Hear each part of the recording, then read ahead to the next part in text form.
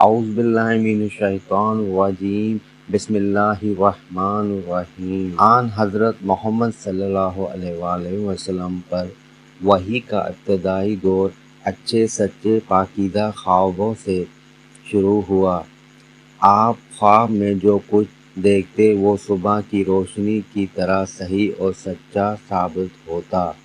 پھر من جانب قدرت آپ تنہائی پسند ہو گئے اور آپ صلی اللہ علیہ وسلم نے غار حرا میں خلوت نشینی اختیار فرمائی اور کئی دن اور رات وہاں مسلسل عبادت اور یاد الہی و ذکر و فکر میں مشغول رہتے۔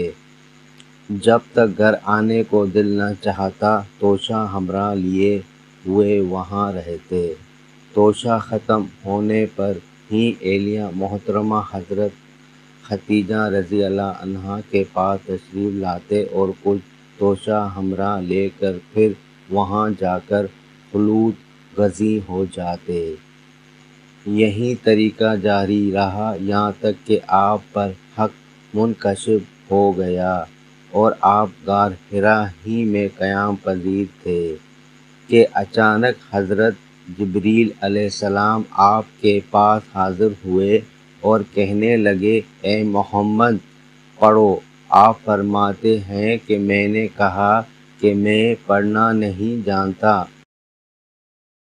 آپ صلی اللہ علیہ وآلہ وسلم فرماتے ہیں کہ فرشتے نے مجھے پکڑ کر اتنے زور سے بھینچا کہ میری طاقت جواب دے گئی، پھر مجھے چھوڑ کر کہا پڑھو۔ میں نے پھر وہیں جواب دیا کہ میں پڑھا ہوا نہیں ہوں۔ اس فرشتے نے مجھ کو نہایت ہی زور سے بھینچا کہ مجھ کو سخت تکلیف محسوس ہوئی، پھر اس نے کہا کہ پڑھ۔ میں نے کہا کہ میں پڑھا ہوا نہیں ہوں۔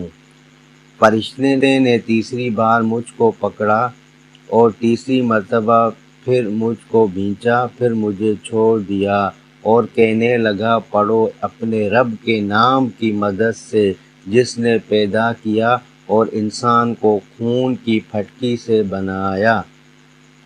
پڑھو اور آپ کا رب بہت ہی مہربانیاں کرنے والا ہے۔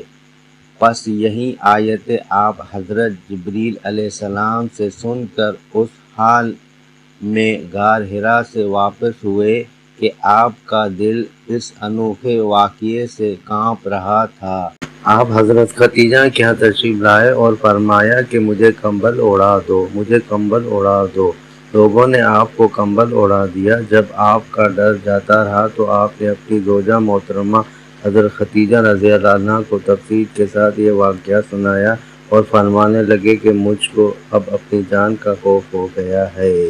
آپ کی اہلیہ محترمہ حضرت ختیجہ رضی اللہ عنہا نے آپ کی ڈھارس بندھائی اور کہا کہ آپ کا خیال صحیح نہیں ہے۔ خدا کی قسم آپ کو اللہ کبھی رسوا نہیں کرے گا۔ آپ تو اخلاق فاضلہ کے مالک ہیں۔ آپ تو کنبہ پرور ہے، بے کسوں کا بوجھ اپنے سر پر رکھ لیتے ہیں، مفلسوں کے لیے آپ کماتے ہیں، مہمان نوازی میں آپ بے مثال ہیں اور مشکل وقت میں آپ امر حق کا ساتھ دیتے ہیں۔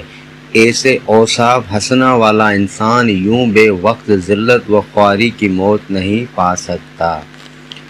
پھر مزید تسلی کے لیے حضرت ختیجہ رضی اللہ عنہا آپ صلی اللہ علیہ وسلم کو ورقہ بن نوفل کے پاس لے گئی جو ان کے چچا زاد بھائی تھے اور زمانہ جاہلیت میں نصرانی مذہب اختیار کر چکے تھے اور عبرانی زبان کے کاتب تھے۔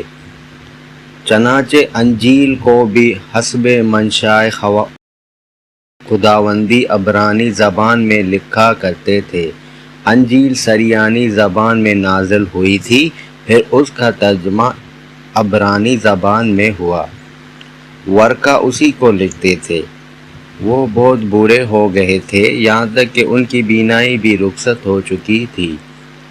حضرت ختیجہ رضی اللہ عنہا نے ان کے سامنے آپ کے حالات بیان کیے اور کہا کہ اے چچا زاد بھائی، اپنے بھتیجے محمد صلی اللہ علیہ وآلہ وسلم کی زبانی ذرا ان کی کیفیت سن لیجئے۔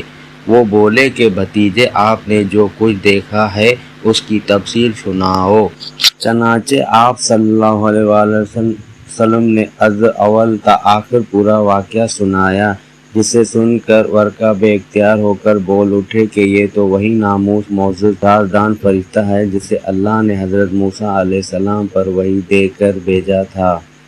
کاش میں آپ کے اس عہد نبوت کے شروع ہونے پر جوان عمر ہوتا، کاش میں اس وقت تک زندہ رہتا جبکہ آپ کی قوم آپ کو اس شہر سے نکال دے گی۔ رسول کریم صلی اللہ علیہ وسلم نے یہ سن کر تعجب سے پوچھا کہ کیا وہ لوگ مجھ کو نکال دیں گے، حالانکہ میں تو ان میں صادق و امین و مقبول ہوں۔ ورقہ بولا، یہ سب کچھ سچ ہے، مگر جو شخص بھی آپ کی طرح امر حق لے کر آیا، لوگ اس کے دشمن ہی ہو گئے ہیں۔ اگر مجھے آپ کی نبوت کا وہ زمانہ مل جائے تو میں آپ کی پوری مدد کروں گا۔